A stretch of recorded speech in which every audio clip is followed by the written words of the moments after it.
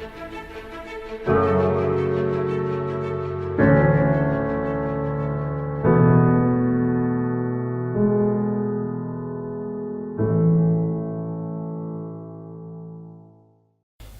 and welcome back to Philosophical Conversations. I'm Gyorgi Khuroshvili. We're in the country of Georgia at New Georgian University. And today we discuss one of the most influential philosophers of the 20th century and our times as well, Jürgen Habermas and his social philosophy. I am very pleased to be joined in this conversation by Günter Kruck. Mr. Kruck is a professor of philosophy at Johannes Gutenberg University of Mainz, and he is a well-known scholar of Hegel as well. Mr. Kruck, I'd like to start our interview by asking you about the Frankfurt School. Jürgen Habermas was and is a member of the 20th century, one of the most influential institutions, philosophical institutions, well known by the name of Frankfurt School. Could you briefly describe the philosophical agenda of this institution? Yes, thank you for the interview. At first, I will underline that Jürgen Habermas was my teacher, and so I'm very related to him and to the Frankfurt School because I studied philosophy in Frankfurt. But now to your question, the circle of German Jewish intellectuals became famous as Frankfurter Schule, how we say in German, which was formed by Max Horkheimer, who had been the director of the Frankfurt Institute of Social Research, opened in 1924. Among the members of the institute were Theodor W. Adorno, Herbert Marcuse, Erich Fromm, Leo Löwenthal, Franz Neumann, Otto Kirchheimer, and Friedrich Pollock. I have to name these persons because they are all famous and well known in Germany and in the context of the Frankfurt School. Walter Benjamin, who was financially supported by the Institute during his emigration, also made significant contributions. The Institute was forcibly closed by the National Socialists in 1933, and the members decided to leave their then Germany. Since the danger threatened by National Socialism, which had already been recognized at the early stage, they had already transferred their founding capacity to Netherlands in 1931, could be relocated also to Geneva in this time. Finally, the Institute had another step over in Paris, emigrated to the United States, and Horkheimer rebuilt the Institute of Social Research at Columbia University in New York. In exile, Adorno and Horkheimer worked, among other things, on a comprehensive study of the authoritarian character. In 1951, the Frankfurt Institute of Social Research, under the direction of Horkheimer, was transformed into an interdisciplinary institution in which basic theoretical criticism was conveyed with empirical studies. Theoretical criticism conveyed with empirical studies. This is the main character of this institute after the Second World War. The experience of National Socialism and the Shoah were characteristic for the theoretical and the empirical work of the so-called critical theory. We named it for the Frankfurt School. The representatives of critical theory are, above Adorno, investigated the effects of such a catastrophe on philosophical thought like nationalism in Germany and combine it with social criticism and the role of reason. After Horkheimer's and Adorno's death, especially Jürgen Habermas stands for these basic orientation. The critique of the school, which is essentially influenced by Hegel, Freud, and Marx, in which different fields of research cooperate, is called critical theory. I said it. It undertakes comprehensive critical social analysis which illuminates and illuminates the connection between modern subjectivity and capitalist social order and the problems with it. Here, amongst other things, the sociology of Max Weber and the psychoanalysis of Sigmund Freud also played a decisive role for this institute. The term critical theory refers to, I think we have to mention it, refers to a title of the programmatic essay Traditional and Critical Theory of Max Horkheimer in 1937. The main focus of the school is on Horkheimer's and Adorno's dialectics of the Enlightenment. This is the main work of both, which is only a philosophical fragment collected in under these titles, and I think this characterizes the main period and the main themes of these. We called Frankfurt School, as you asked for. Right. Since 1960s, the critical theory of Frankfurt School was largely influenced by Habermas' theories of communicative reason and linguistic intersubjectivity. However, there are some claims that Habermas undermined the aspirations of social change that originally gave purpose to the critical theories projects. So how do you think, is Habermas still keeping the traditions of Frankfurt School or not? Thank you for the question. We have to relate him to this tradition I focused in your first question. Jürgen Habermas is in principle one of the authors of the second generation. It's the second generation in the context of the Frankfurt School, to which there is already now a third generation with Axel Honneth, a colleague of mine. I always get good contact with him. In the light of the question of generation, therefore, one could ask at all, what is left of or left over of the Frankfurt School in general? This is, I think, your question, especially to Habermas. Not only with regard to Habermas, but I said it under the consideration of its personal and factual origins and the third generation. There is certainly a mixed balance in the first, second, and third generation between in the first question talked themes and facts they are interested in. In academic field, critical theory is still alive in fragments. The central idea of the dialectics of enlightenment, according to which liberation can turn into immaturity, growing rationalism into power, still holds, according to Axel Honneth, the multidisciplinary researches of the Institute already mentioned. The radical negativity of critical theory, however, hardly never plays a role in present. Her hypertrophic gesture includes well-known statements such as the fact that the social whole is the untruth. This is mentioned by the first generation, and there can be no, that's a fact for this generation, there can no real life in the wrong. There can no real life in the wrong. The negative dialectic, epistemological theory form the non-identity of the thing and the concept. The negative underline the concept that it is not able to describe any fact of reality. With this absolute difference, the opposite of the concept and the reality are connected. The social critical terms they also include, which cannot be resolved. Contrary to Hegelian dialectic, Adorno criticizes the fact that affirmation is not to be obtained from the negation of negation.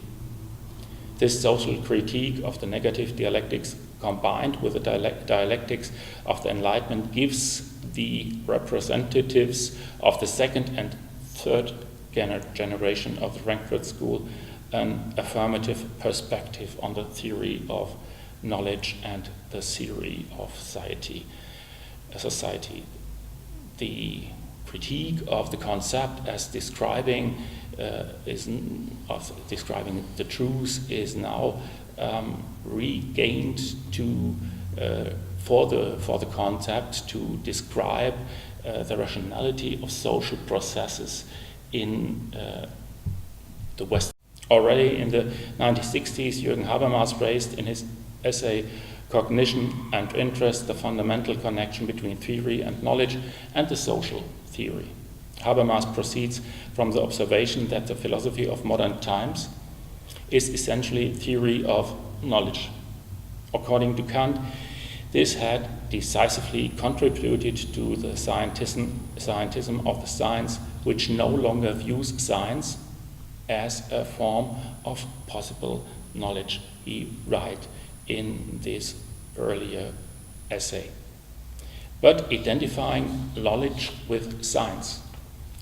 Therefore, this theory of knowledge withdraws from the natural scientific model of knowledge and pursues an emancipatory interest. For this theory, the knowledge is not statutory knowledge, it is a knowledge that is based on presupposed status of the sense of natural scientific methods and a knowledge that changes the knowing subject itself, thus modifying his interest in knowledge. Against positivism of facts, Habermas emphasizes the pragmatic treatment of reality. He regains reality and the concept of reality against the first generation of Frankfurt School. Within the framework of this cognitive society is a constitutional condition of the knowledge of the subject. No knowledge without society. This is what Habermas told us, and no society without knowing subjects. There is a real connection between both society and knowing subjects and society. This reconstructive affirmative epistemological theorem distinguishes Habermas from the original and the first Frankfurt School. The theory of communicative action, this is the so-called title of Habermas, is therefore only a communication in the succession of beginnings in knowledge and interest of the subject in between subjects.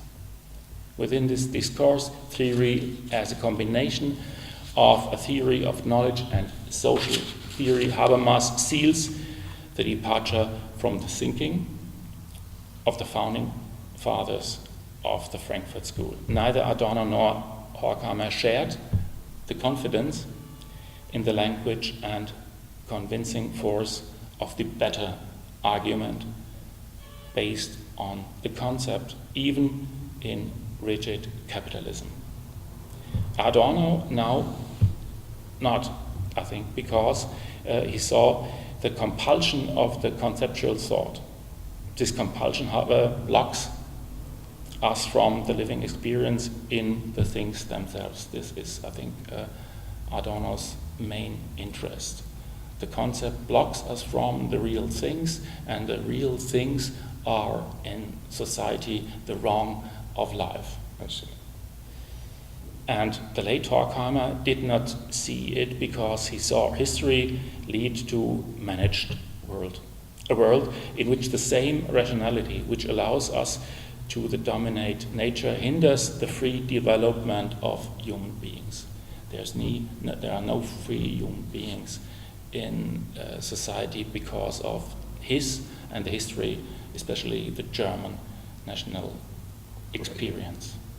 The fact that the communicative rationality conjured up by Habermas could break the rule of instrumental reason, how Horkheimer would say, this was nothing the critical theory had ever believed, and therefore Habermas is beyond, we can say beyond instrumental reason and instrumental spirit. I see. Now let's go and speak about Habermas' views of public sphere. In his work, The Structural Transformation of the Public Sphere, Habermas tries to trace the transformation of public sphere from its ideal type in the early days of the 18th century capitalism to its adulteration in modern times. To what extent does he present an idealist picture of the bourgeois society's rational discussion within the public sphere? And what are the main differences between the bourgeois public sphere and transformed public sphere that followed later?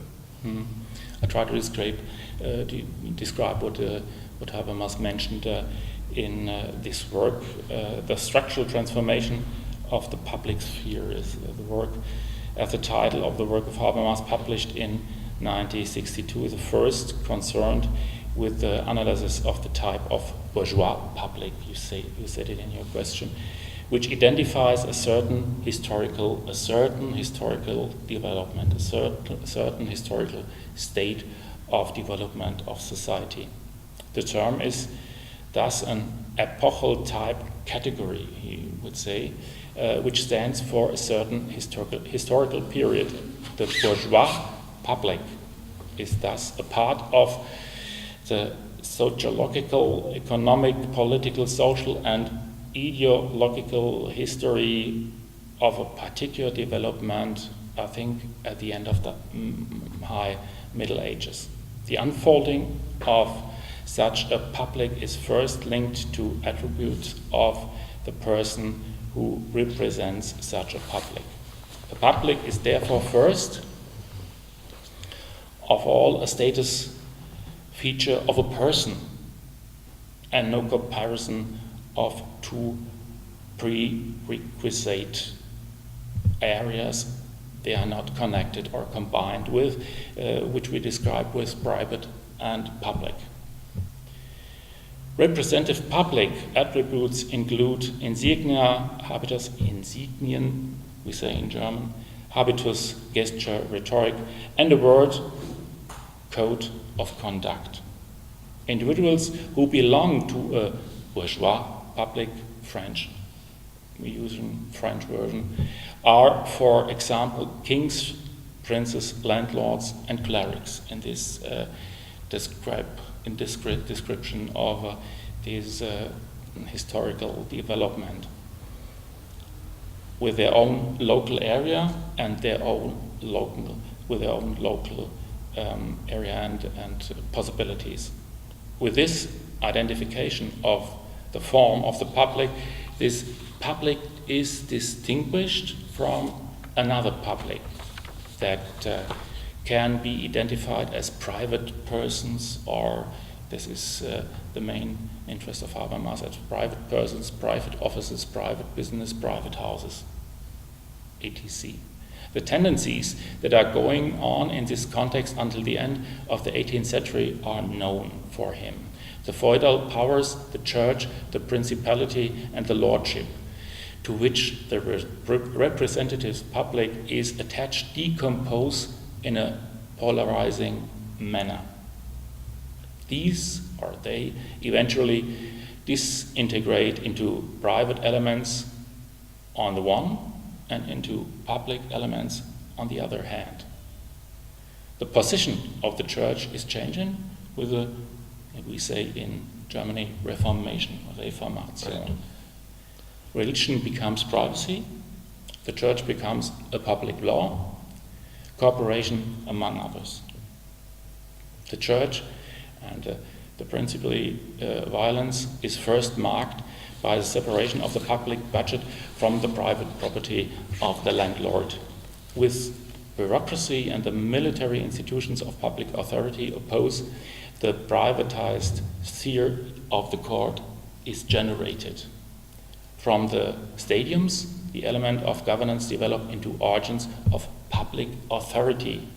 This is described by him, parliament and jurisdiction. The occupational elements develop into the sphere of bourgeois society, which faces the state as an area of private autonomy. And now his distinction, Habermas regards private property, the bourgeois patriarchal small family, and the modern literary culture as the distinctive feature of the bourgeois public in its development. And now I'll say some words to these 3 points he is distinguishing from or in the bourgeois society. The decisive factor for the formation of the bourgeois public was that as a private individual, it was only a part of the public who was also economically independent as a private owner and enjoyed a corresponding education. As such, a private man and a private owner, only the family father came into question. We say in Latin, pater familias. Right. Within the framework of the bourgeois family structure. The importance of the other family members was determined by their importance to the patriarch or by the prospects of moving into this position in future. And the paterfamilias is the head of the family and the owner of the money and the land. And so it's, we say, Kantian, the transcendental in German, Bedingung der Möglichkeit. The transcendental means that society is created as such, with different and official public spheres. And this, and therefore, the notion of the third element, the notion of a literary public means not only the beautiful literature, but a public which is individually and collectively trained through fiction and has thus exercised judgment. With this literary public, the requirements of the rationally functional public discourse can already be presented as fulfilled to Habermas. Therefore, the literature is extremely to underline, because in this literature is underlined the possibility to get a rationally discourse in society. And this is figured and painted out in the literature. I see. Well, Habermas is also well known for his concepts of reconstructive science. He introduces a philosophical term, rational reconstruction, in which he, along with other things, reconsiders the status of philosophy in contemporaneity. So, can you explain what is the purpose of philosophy in our time, according to Habermas? Okay. For Habermas, the reconstruction of science, the scholarly science, depends on the, I think, formulation of conditions under which knowledge is possible. This is a Kantian way of attention to try to examine knowledge. This is fundamentally communicative because of knowledge in the already described way. Without society as a process of the recognizing does not work. Knowledge without society does not work, and society is a society of subjects who know. And this is the connection between knowledge, society, and subject. In this sense, Habermas reconstructs the conditions of a science with a framework of his philosophy, which at the same time becomes a first philosophy, because the reconstruction of conditions for society, individuals, and scientifics and science is the reconstructing of conditions that are all three I mentioned, subjects, society, and science, will be considered as such. If knowledge cannot be obtained without the conditions mentioned by Habermas, and in this way, then this philosophy is a transcendental condition of the possibility of knowledge at all. How I described it now. To deny this condition would self-contradictory, because knowledge can be generated without the reconstruction of the rational conditions of knowledge, and you need these conditions to know. A modern reconstruction of knowledge under the modern conditions is thus connected for Habermas with the knowledge theory and a theory of society, a theory of individuals, and a theory of science. Habermas solves this challenge with his theory of communicative action. According to Habermas, the normative foundations of society lie in the language, which as an interpersonal means of communication that makes social interaction possible. By means of this sense-oriented manner, the communicative rationality assumed in language forms the basis of social actions of individuals and the collective, and overtakes the concept of proposal actions, which proceeds from a teleological model of action. With this approach, Habermas responds to his two predecessors, Adorno and Max Horkheimer, we talked in the first question. He also offers a theory with the claim of the critical theory for the establishment of normativity, but it is to refute their pessimistic conclusion that man has not succeeded in building a human world by reason and with reason, which is why reason is a blunt sword. I think this would Habermas not underline, but Adorno and Horkheimer. It is true that according to Habermas, the individual human being is, on his own, endowed with reason. As a possible source of reason, he sees above all communication between people, especially in the form of language. Communication, however, works only when it organizes an own process rationally. This in turn means that the participants of the speech act must refrain from producing effects in the sense of pre-locutaneous speech acts on the listener, as long as what they communicate in is to remain justifiable and critical.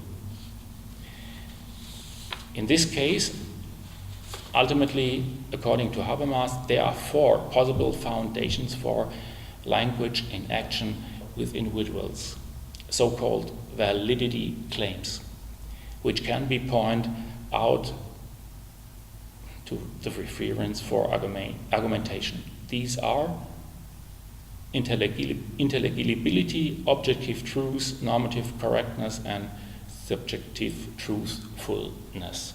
These are the four valid claims, results of non-communicated communication, which are exclusively based on the validity claims, are optimally rational according to Habermas.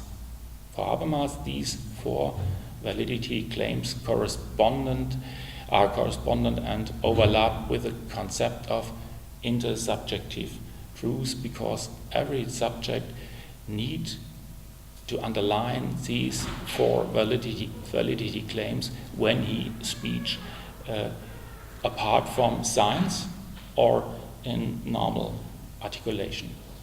Intersubjective truth, even under the conditions of science, then means that any theoretically possible discourse participant could agree to the proposition.